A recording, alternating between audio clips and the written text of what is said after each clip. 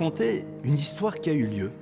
Ça se passe dans une grande yeshiva en Europe. Alors vous savez que dans une yeshiva, vous avez le grand Beth Midrash, le lieu dans lequel tous les élèves étudient ensemble. Il y a beaucoup de bruit d'ailleurs. Et puis il y a un endroit que l'on appelle le Otsar Sfarim. De quoi s'agit-il? Eh bien, c'est un lieu dans lequel vous avez énormément de livres. Et vous pouvez tranquillement aller là-bas pour chercher les livres spécifiques dont vous avez besoin pour votre étude. Un beau jour, le Rosh Yeshiva, le directeur, veut aller dans le Otsar Sfarim parce qu'il a besoin de trouver là-bas un livre pour son cours.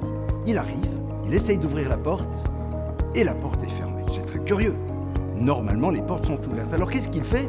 Eh bien, il toque. Il pense que peut-être quelqu'un s'est enfermé par mégarde. Et il entend en effet une voix de 2-3 jeunes gens qui disent « C'est qui ?» Et le Rosh Yeshiva dit son nom. Les élèves qui sont à l'intérieur sont persuadés que c'est un de leurs copains qui leur fait une farce et qui imite parfaitement bien la voix du Rosh Yeshiva. Ils disent « Oui, bien sûr, tu es le Rosh Yeshiva. » Et lui est un peu gêné, il dit « Oui, enfin, je vous en prie, ouvrez-moi, j'ai besoin d'un livre pour mon cours. » Et eux continuent à se moquer de lui, mais au bout de 2-3 minutes, il commence à être un peu déstabilisé parce que c'est toujours la même voix et ça insiste. Et là, il se dit, c'est peut-être lui. Et qu'est-ce qui se passe? Ils ouvrent la porte. Et au moment où celle-ci est ouverte, que voit-il en face d'eux? Le Rosh Yeshiva, oui, il est là, mais avec les mains devant ses yeux, la tête baissée, leur laissant le temps de filer vite fait. Pourquoi? Il ne voulait pas les voir dans leur moment de difficulté, dans un moment de honte. Il y a ici une idée fondamentale dans cette histoire merveilleuse.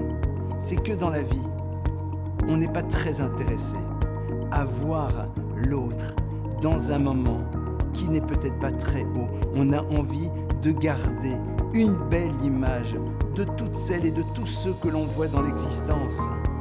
Eh bien, peut-être réfléchissons à la belle image que nous devons continuer à avoir de nous-mêmes. Savoir fermer les yeux pour ne pas nous voir dans des moments dans lesquels on n'était pas vraiment ce qu'on aurait voulu être. Parce que vous savez, la pire des choses, c'est lorsque l'on garde à l'intérieur de soi le souvenir d'une dimension négative de nous-mêmes qui n'était au fond qu'un moment dans notre vie. Merveilleuse leçon de ce maître qui dit « Je ne veux pas garder de l'autre une image négative ». D'ailleurs, c'est la même chose dans le monde des relations humaines. Sachons faire en telle sorte que l'image que nous portons sur nous et sur les autres soit toujours la plus belle qu'il soit.